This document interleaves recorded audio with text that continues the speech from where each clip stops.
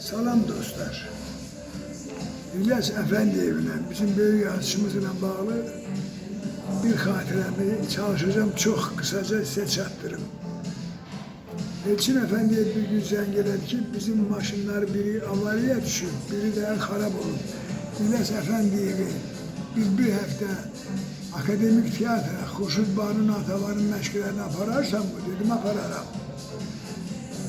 Ben de teze maşın almıştım, böyle ura adam aparmağa, böyle de kira vaxtlarırdım. Bəli, İlyas müəllimi de götürdüm, maşına bindirdim, bana qayıtdı ki, ay eşitmişəm, sen de Qariyagil'densən. Füzuli rayonunun keçmişədi Qariyagil. Dedim, bəli, İlyas müəllim. Ay, hansı kətdənsən? Dedim, Yağlıvənd kəndindən. Qayıtdı ki, sizin cemaat çok qoçaq cemaat. Bizim deyir, benim babamın orada dostları olur. Deyir, sizin cemaatin kestiği başa sorgu sual olmuyor. Elbette benim hoşuma geldi. İndi gedirik maşından, bu keçmiş parapet deyirdiler. İndi Fədvaralar meydanı. Onun yanından geçende bir demeli yük maşını arkasını verin magazine balık boşaldır. Jiguli gücün geçer. Orada da bir uzun oğlan dayanıyor. Ne kadar signal verdin? Bu çıkmır. Çıkmır kardeş. Düştüm aşağı dedim kardeş. İcazə ver keçək de. Aksaqqal var maşında. Dedi başta keçti. Ben qaydım maşına oturup sürmək istedi gene geldi orada. Bir defa, iki defa, üç defa. Axı İlyas müəllimə deyib ki, sizin cemaat igid cemaatdır. Boynuma qoyub da. Mən də o igidlərin güya biriyəm.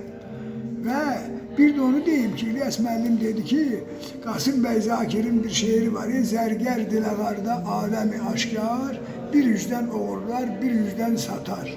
Dedim, bəli. Dedi, sizin kəndin adını bilirsən, niye ora salmayıb? O kətlər Füzuli rayonunun kətlərdir. Dedim, yok. Dedi, sizin kətdə bir Maşadı Paşa vardı. O, Zakir sizin kəndin adını o şeirə yazsaydı, gecəyle onu arvadının yanından oğurlayıp getirip Yağlıvəndin küçəsində yollarında başına çat salıp ərləyərdi. O Maşadı Paşa'nın korkusundan sizin kəndin adı yoktu orada. Bunu da deyib. İndi ben de kalmışam bir uzun arı adamı qabağında aciz. Bizim o meslekte bir idman müəllimimiz vardı, Baxşəli. O deyirdi ki, gördünüz ki, böyük adamdı, güçlü adamdı, yekədi, gücün çatmayacak. Dedi, bak bir de bundan, bak bu çenesine belə sürtüşüp vurursan yıkılır. Ta gördüm əmələ gelmir, getdim o Baxşəliyevin dediğini elədim, hem de doğrulttum ki ben de Yağlıvəndiyəm. Bizim kəsdiyimiz başa sual yok. Ne tel tutuldumsa buna, bu uzandı. İki kişiydi mi, artık kitaplarım zaten çıkmıştı ama başka yol yoktu da. Şimdi orada da balık boşaldılar. Kardonla yumuşak kutular var. Bunu böyle sürdüm, çektim piyade yoluna. Cemaat da bakır. Başının altından da o kutudan 2 sene koydum. Bunlar cemaat gördü ki ben ancak adam vurmuram. Hem de humanistliğim var ki bu başı rahat burada uzansın da özüne gelince bir elle çaldılar. Ne başı uzandım? Gittim İlyas müəllimi, kısa deyilimi. Orada təfərrüat çoxdur. Gittim azdıramadı, düşürttüm maşından, kapını açtım, düştü. Dedim, İlyas müəllim, ne vaxt gelim dalacağım? Böyle de elçine zəng edip diyərəm. Neyse dalağım saçtı ki, neyse niti oldu. Deməli, geldim, işe qayıtdım. İş yoldaşlarım qayıtdı ki, Elçin Bəyəxdən 3-4 dəfə zəng edip deyir, Seyran gələn kimi qayıtsın bura.